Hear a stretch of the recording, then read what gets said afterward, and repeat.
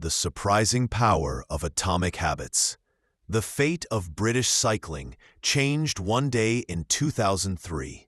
The organization, which was the governing body for professional cycling in Great Britain, had recently hired Dave Brailsford as its new performance director. At the time, professional cyclists in Great Britain had endured nearly 100 years of mediocrity. Since 1908, British riders had won just a single gold medal at the Olympic Games, and they had fared even worse in cycling's biggest race, the Tour de France. In 110 years, no British cyclist had ever won the event. In fact, the performance of British riders had been so underwhelming that one of the top bike manufacturers in Europe refused to sell bikes to the team because they were afraid that it would hurt sales if other professionals saw the Brits using their gear. Brailsford had been hired to put British cycling on a new trajectory. What made him different from previous coaches was his relentless commitment to a strategy that he referred to as the aggregation of marginal gains, which was the philosophy of searching for a tiny margin of improvement in everything you do. Brailsford said, the whole principle came from the idea that if you broke down everything you could think of that goes into riding a bike, and then improve it by 1%, you will get a significant increase when you put them all together. Brailsford and his coaches began by making small adjustments you might expect from a professional cycling team. They redesigned the bike seats to make them more comfortable and rubbed alcohol on the tires for a better grip.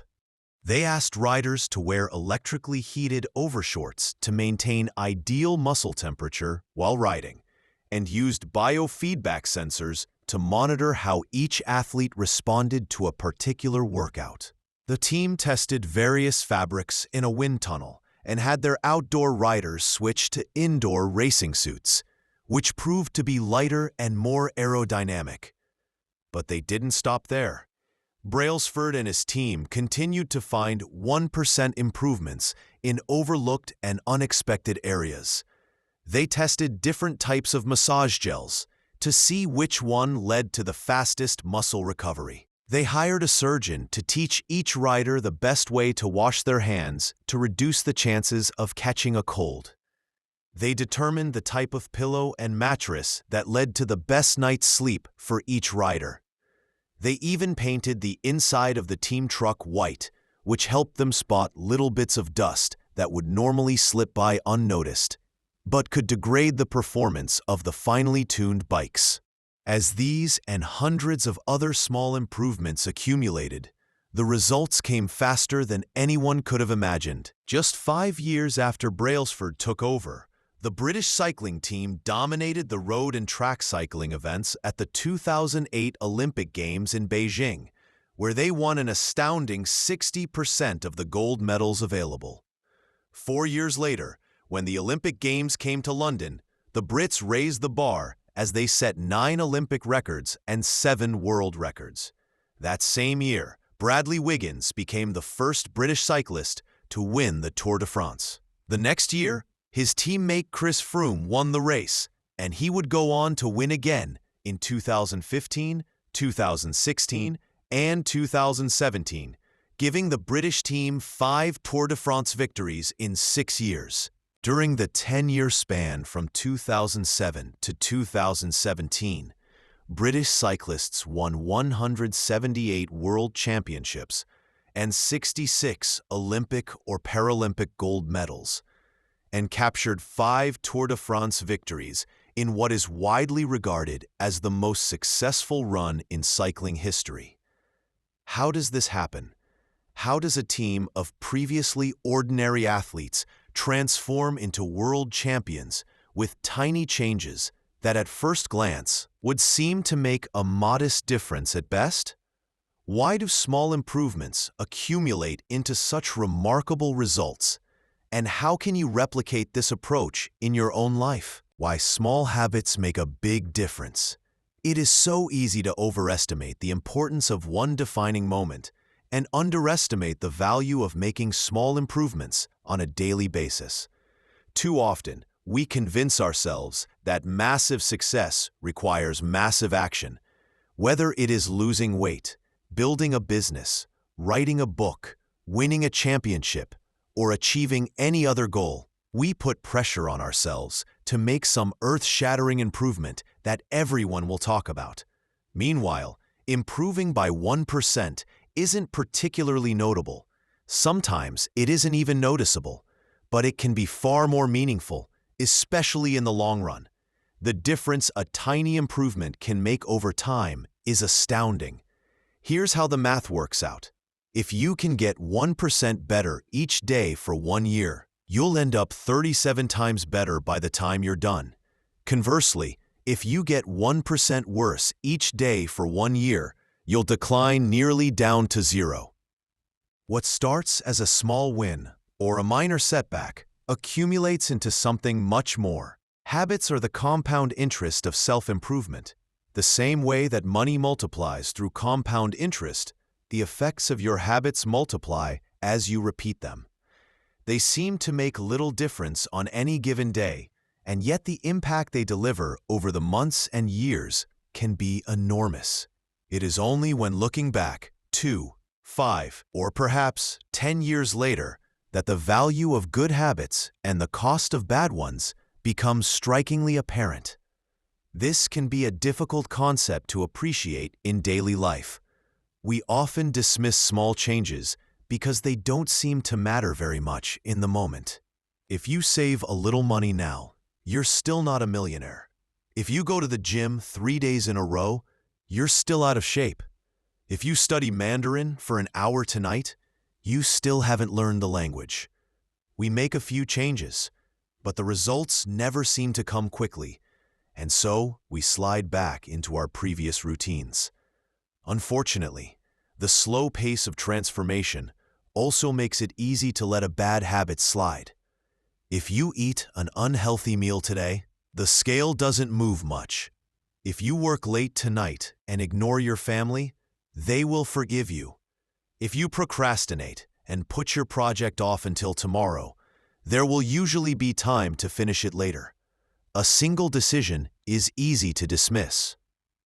But when we repeat 1% errors day after day by replicating poor decisions, duplicating tiny mistakes, and rationalizing little excuses, our small choices compound into toxic results.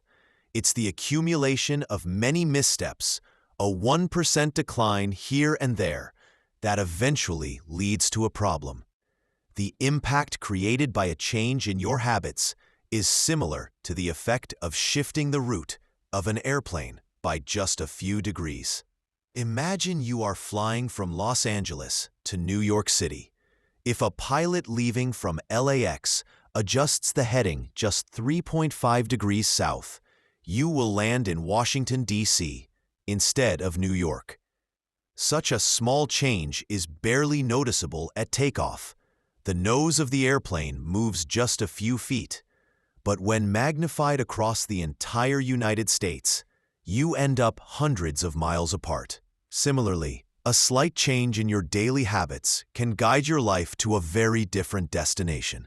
Making a choice that is 1% better or 1% worse seems insignificant in the moment.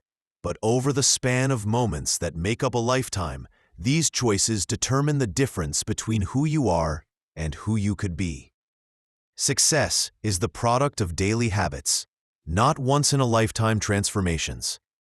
That said, it doesn't matter how successful or unsuccessful you are right now. What matters is whether your habits are putting you on the path toward success. You should be far more concerned with your current trajectory than with your current results. If you're a millionaire but you spend more than you earn each month, then you're on a bad trajectory. If your spending habits don't change, it's not going to end well. Conversely, if you're broke but you save a little bit every month, then you're on the path toward financial freedom, even if you're moving slower than you'd like. Your outcomes are a lagging measure of your habits. Your net worth is a lagging measure of your financial habits. Your weight is a lagging measure of your eating habits. Your knowledge is a lagging measure of your learning habits. Your clutter is a lagging measure of your cleaning habits. You get what you repeat. If you want to predict where you'll end up in life, all you have to do is follow the curve of tiny gains or tiny losses, and see how your daily choices will compound 10 or 20 years down the line. Are you spending less than you earn each month? Are you making it into the gym each week? Are you reading books and learning something new each day? Tiny battles like these are the ones that will define your future self. Time magnifies the margin between success and failure. It will multiply whatever you feed it. Good habits make time your ally. Bad habits make time your enemy. Habits are a double-edged sword. Bad habits can cut you down just as easily as good habits can build you up, which is why understanding the details is crucial. You need to know how habits work and how to design them to your liking, so you can avoid the dangerous half of the blade. Your habits can compound for you or against you. Positive compounding. Productivity compounds. Accomplishing one extra task is a small feat on any given day, but it counts for a lot over an entire career. The effect of automating an old task or mastering a new skill can be even greater. The more tasks you can handle without thinking, the more your brain is free to focus on other areas. Knowledge compounds. Learning one new idea won't make you a genius, but a commitment to lifelong learning can be transformative. Furthermore, each book you read not only teaches you something new, but also opens up different ways of thinking about old ideas. As Warren Buffett says, that's how knowledge works. It builds up like compound interest. Relationships compound. People reflect your behavior back to you. The more you help others, the more others want to help you. Being a little bit nicer in each interaction can result in a network of broad and strong connections over time. Negative compounding stress compounds. The frustration of a traffic jam, the weight of parenting responsibilities, the worry of making ends meet, the strain of slightly high blood pressure. By themselves, these common causes of stress are manageable. But when they persist for years, little stresses compound into serious health issues. Negative thoughts compound. The more you think of yourself as worthless, stupid, or ugly, the more you condition yourself to interpret life that way. You get trapped in a thought loop. The same is true for how you think about others. Once you fall into the habit of seeing people as angry, unjust, or selfish, you see those kind of people everywhere. Outrage compounds. Riots, protests, and mass movements are rarely the result of a single event. Instead, a long series of microaggressions and daily aggravations slowly multiply until one event tips the scales and outrage spreads like wildfire. What progress is really like?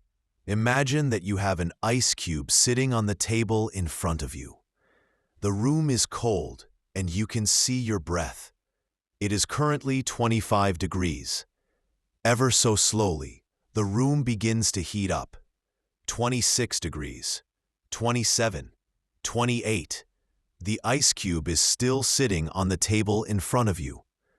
29 degrees, 30, 31. Still, nothing has happened. Then, 32 degrees. The ice begins to melt. A 1-degree shift, seemingly no different from the temperature increases before it, has unlocked a huge change.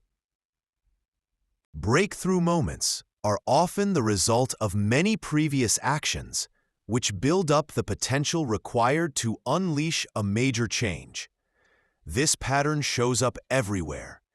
Cancer spends 80% of its life undetectable, then takes over the body in months. Bamboo can barely be seen for the first 5 years, as it builds extensive root systems underground before exploding 90 feet into the air within 6 weeks.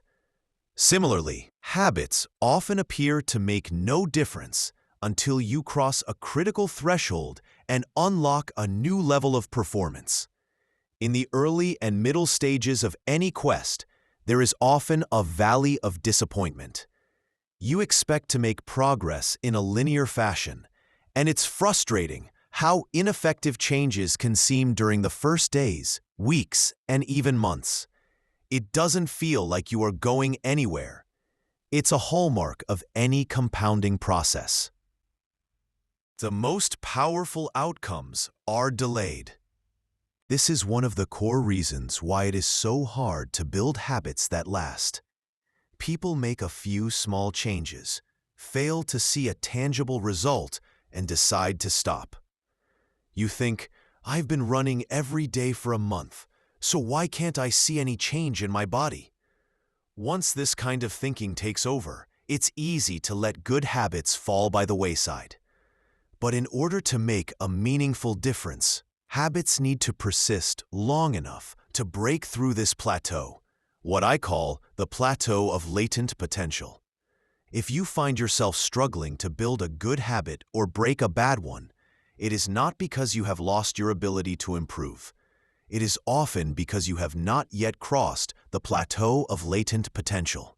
Complaining about not achieving success despite working hard is like complaining about an ice cube not melting when you heated it from 25 to 31 degrees. Your work was not wasted. It is just being stored.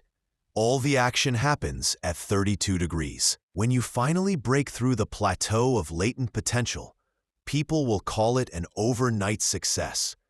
The outside world only sees the most dramatic event rather than all that preceded it. But you know that it's the work you did long ago when it seemed that you weren't making any progress that makes the jump today possible. It is the human equivalent of geological pressure. Two tectonic plates can grind against one another for millions of years, the tension slowly building all the while. Then, one day, they rub each other once again in the same fashion they have for ages. But this time, the tension is too great. An earthquake erupts. Change can take years before it happens all at once. Mastery requires patience. The San Antonio Spurs, one of the most successful teams in NBA history, have a quote from social reformer Jacob Riis hanging in their locker room. "When nothing seems to help, I go and look at a stonecutter hammering away at his rock, perhaps 100 times, without as much as a crack showing in it. Yet at the 101st blow, it will split in two.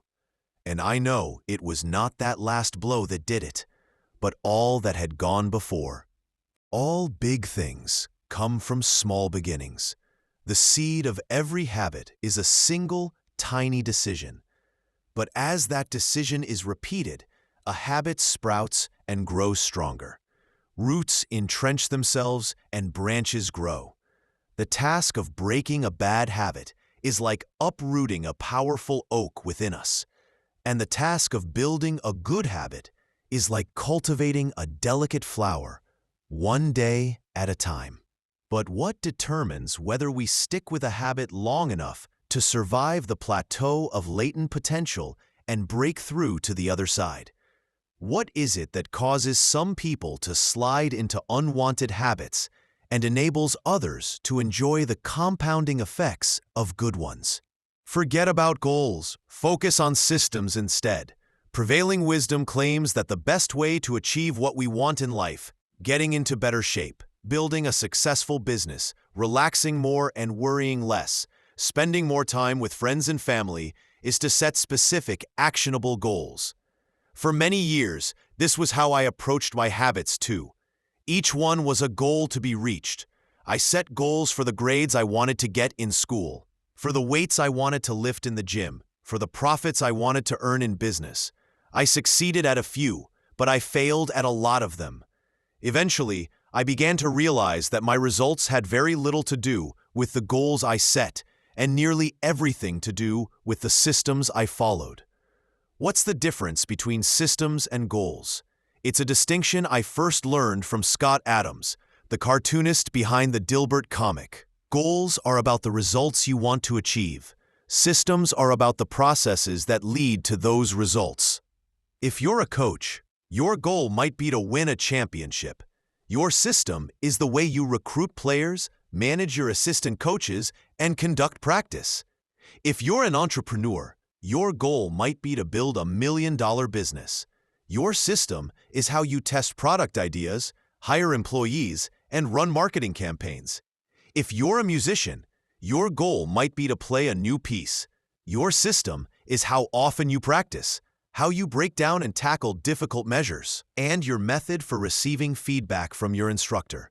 Now for the interesting question. If you completely ignored your goals and focused only on your system, would you still succeed? For example, if you were a basketball coach and you ignored your goal to win a championship and focused only on what your team does at practice each day, would you still get results? I think you would. The goal in any sport is to finish with the best score, but it would be ridiculous to spend the whole game staring at the scoreboard. The only way to actually win is to get better each day. In the words of three-time Super Bowl winner Bill Walsh, the score takes care of itself. The same is true for other areas of life. If you want better results, then forget about setting goals. Focus on your system instead. What do I mean by this? Are goals completely useless? Of course not. Goals are good for setting a direction, but systems are best for making progress. A handful of problems arise when you spend too much time thinking about your goals and not enough time designing your systems. Problem number 1. Winners and losers have the same goals. Goal setting suffers from a serious case of survivorship bias. We concentrate on the people who end up winning, the survivors, and mistakenly assume that ambitious goals led to their success, while overlooking all of the people who had the same objective but didn't succeed. Every Olympian wants to win a gold medal. Every candidate wants to get the job.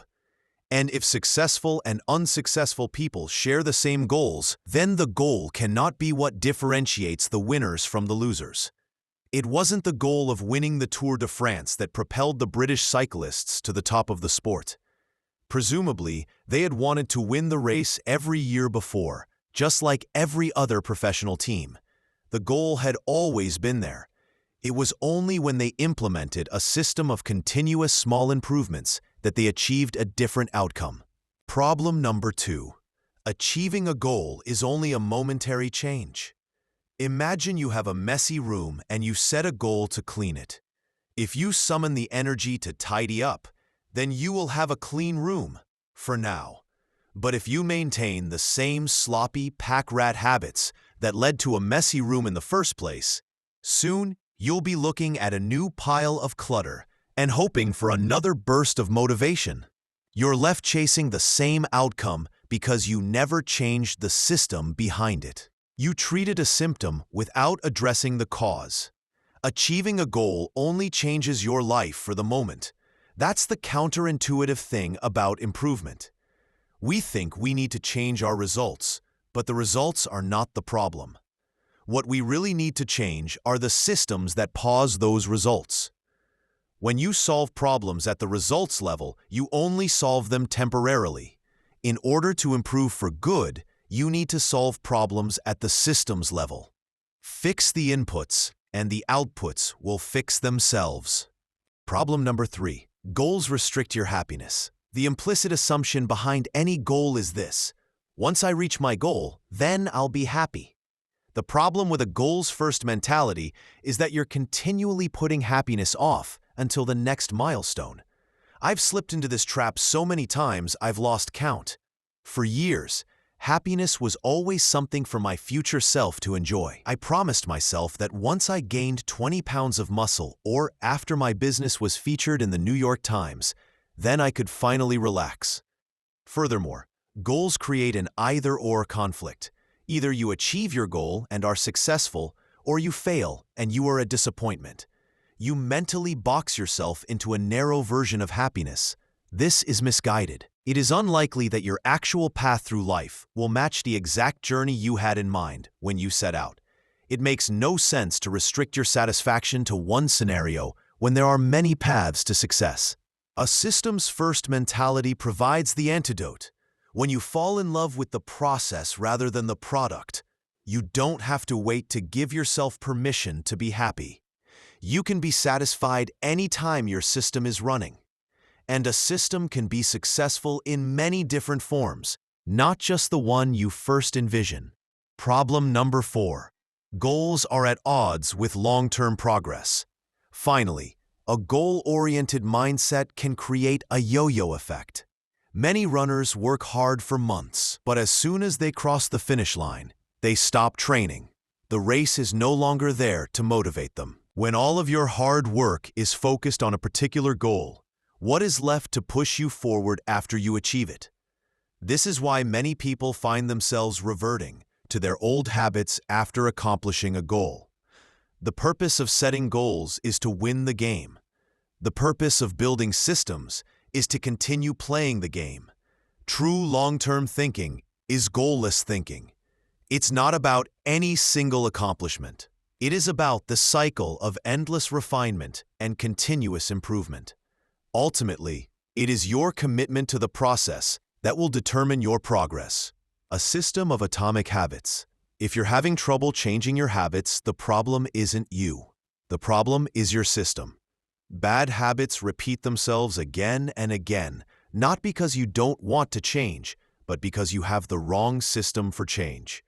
You do not rise to the level of your goals.